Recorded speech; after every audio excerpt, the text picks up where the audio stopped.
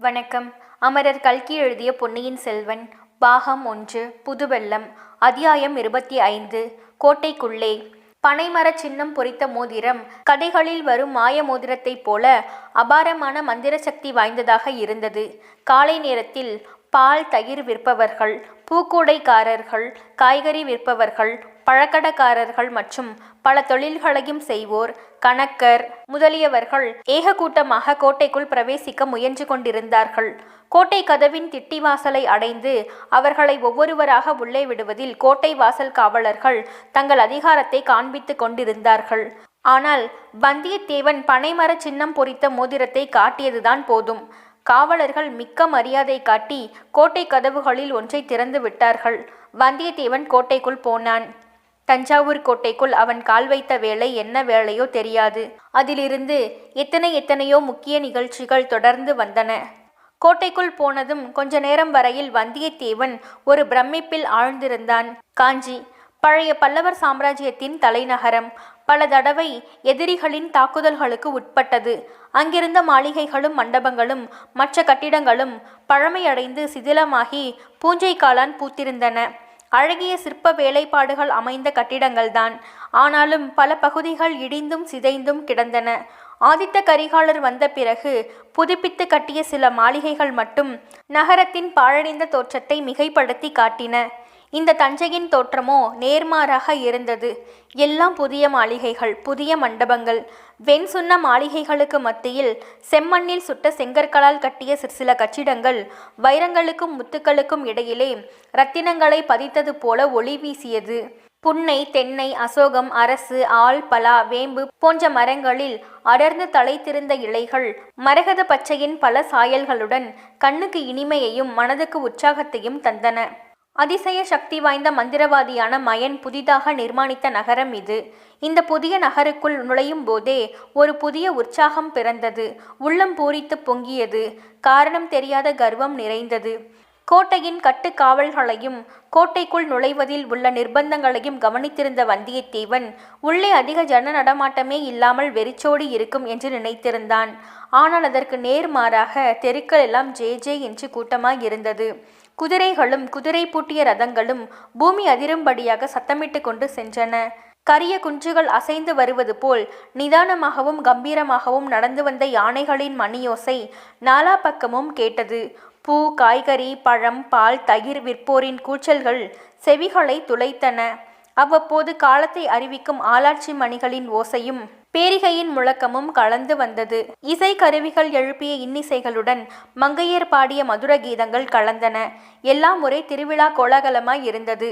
நகரம் என்றால் இதுவல்லவா நகரம்? நாளுக்கு நாள் பறந்து வரும் ஒரு சாம்ராஜ்யத்தின் தலைநகரம் இப்படித்தான் இருக்கும் போலும் என்று வந்தியத்தேவன் எண்ணிக்கொண்டான். தான் இந்த நகரத்திற்கு முற்றிலும் புதியவன் என்று காட்டிக்கொள்ள வந்தியத்தேவனுக்கு விருப்பமில்லை. யாரையாவது வழி கேட்டால் அவனை ஏற இறங்க பார்த்து, நீ இந்த ஊருக்கு புதியவனா என்று அலட்சியமாக கேட்பார்கள். அரண்மனைக்கு வழி கேட்கிறவனை வெளியூரில் இருந்து வந்த பட்டிக்காட்டான் என்று கூட நினைத்து விடுவார்கள். அதனால் யாரையும் வழி கேட்காமலேயே சக்கரவர்த்தியின் அரண்மனையை கண்டுபிடித்து போய்விட வேண்டும் என்று வந்தியத்தேவன் நினைத்தான். எந்த பக்கம் பார்த்தாலும் மாட மாளிகைகளின் மீது மகர தோரணங்களும் கொடிகளும் தெரிந்தது. புலிகொடிகளும் பனை கொடிகளுமே அதிகமாக காணப்பட்டது. மற்ற எல்லா கொடிகளையும் தாழ்த்தி கொண்டு மேகமண்டலத்தை அளாவி கம்பீரமாக ஒரு பெரிய புலிகொடி பறந்தது. அதுதான் சக்கரவர்த்தி தங்கியிருக்கும் அரண்மனையாக இருக்க வேண்டும் என்று வந்தியத்தேவன் நினைத்து கொண்டு அந்த கொடி பறந்த திசையை நோக்கி மேலே என்ன செய்ய வேண்டும் என்று சிந்தித்து கொண்டே நடந்தான். சக்கரவர்த்தியை நேரில் பார்த்து ஓலை கொடுப்பது முதல் காரியம். அதோடு ஆதித்த கரிகாலர் நேரில் வாய்மொழியாக சொன்னதையும் சொல்ல வேண்டும். சின்ன பழுவேட்டரையரின் அனுமதியின்றி சக்கரவர்த்தியை பார்க்க முடியாது. அவருடைய அனுமதியை எப்படி பெறுவது? பெரிய பழுவேட்டரையர் இன்னும் கோட்டைக்குள் வந்து சேரவில்லை என்பதை வந்தியத்தேவன் உறுதிப்படுத்தி கொண்டான். கோட்டை வாசலை தாண்டி உள்ளே வந்ததும் அங்கே உள்புறத்தில் நின்ற காவலன் ஒருவனிடம், ஏனப்பா, பழுவேட்டரையர் திரும்பி வந்துவிட்டாரா என்று கேட்டான். யாரை கேட்கிறாய் தம்பி? சின்னவர் அரண்மனையில்தான் இருக்கிறார் என்றான் அவன். அது எனக்கு தெரியாதா? நடுநாட்டுக்கு சென்றிருந்த பெரியவரை பற்றி கேட்கிறேன் என்றான் வந்தியத்தேவன். ஓ, பெரியவர் நடுநாட்டுக்கா சென்றிருக்கிறார்? அது எனக்கு தெரியாது. நேற்று மாலை இளையராணியின் பல்லக்கு திரும்பி வந்தது. பெரிய அரசர் இன்னும் வரவில்லை. இன்று இரவு திரும்பி வரக்கூடும் என்று செய்தி வந்திருக்கிறது என்றான் காவலன். இது நல்ல செய்திதான். பெரிய பழுவேட்டரையர் திரும்பி வருவதற்குள்ளே எப்படியும் சக்கரவர்த்தியை பார்த்து ஓலையை கொடுத்து விட வேண்டும். இப்படி யோசித்து கொண்டே விரைவிலேயே அரண்மனையின் முகப்பை அடைந்து விட்டான். அப்பப்பா, இது எப்பேற்பட்ட அரண்மனை! தேவலோகத்தில் தேவேந்திரனுடைய அரண்மனையையும் உஜ்ஜயினி நகரத்து விக்ரமாதித்தனுடைய அரண்மனையையும் போல் அல்லவா இருக்கிறது. அரண்மனையை அடைவதற்கு பல பாதைகள் நாலா திசையிலிருந்தும் வந்தன. ஒவ்வொரு பாதையின் முடிவிலும் 2 குதிரை வீரர்களும் சில காலாள் வீரர்களும் நின்றார்கள். அவர்கள் பக்கம் நெருங்கி வராமலே அந்த தெருக்களில் நடமாடிய ஜனங்கள் திரும்பி போய் விட்டார்கள். ஒரு சிலர் அவர்கள் கிட்ட வந்து கொஞ்ச நேரம் நின்று அரண்மனை முகப்பை எட்டி பார்த்துவிட்டு புலிகொடியை அன்னார்ந்து பார்த்துவிட்டும் போனார்கள். அதிக நேரம் நின்று கூட்டம் சேரும் போல் இருந்தால் காவலர்கள் கையால் ஜமிக்கை செய்து அவர்களை போகும்படி செய்தார்கள். கூட்டம் கூடி நின்றவர்கள் இறைந்து பேசாமல் காதோடு காது மெல்ல பேசிக்கொண்டார்கள். வந்தியத்தேவன் மற்றவர்களைப் போல் தயங்கி நிற்கவில்லை. வேகமாகவும் மிடுக்காகவும் நடந்து சென்று அரண்மனை பாதை காவலர்களை நெருங்கினான். ஆனால் வீரர்கள் வழியை மறித்தார்கள். வந்தியத்தேவன் அவனுடைய மந்திர மோதிரத்தை காட்டினான். அவ்வளவுதான். அதை பார்த்தவுடனே அந்த வீரர்களின் மிடுக்கும் பெருமிதமும் அடங்கி போனது.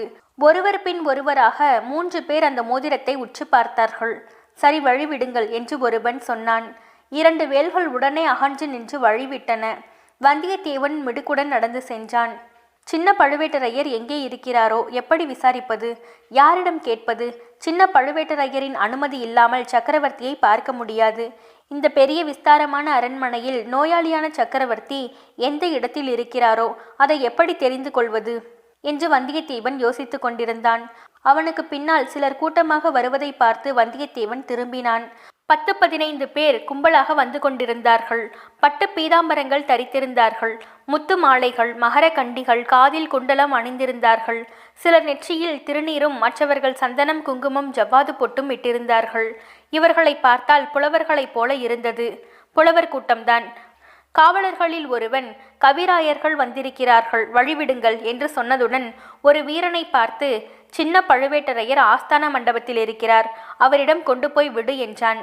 புலவர்களே, ஏதாவது பரிசு கிடைத்தால் போகும்போது இந்த வழியாக செல்லுங்கள், பரிசு கிடைக்காவிட்டால் வேறு வழியாக போய்விடுங்கள் என்று அவன் சொன்னதை கேட்டு மற்ற வீரர்கள் சிரித்தார்கள். சற்று நேரம் நின்று இதை கேட்டுக்கொண்டிருந்த வந்தியத்தேவன் பழம் நழுவி பாலில் விழுந்தது என்று நினைத்து கொண்டான். இந்த புலவர்களோடே போனால் சின்ன பழுவேட்டரையர் இருக்குமிடம் போய் சேரலாம், யாரையும் வழி கேட்டு விசாரிக்க வேண்டியதில்லை என்று எண்ணிக்கொண்டே அந்த கூட்டத்துடன் சென்றான்.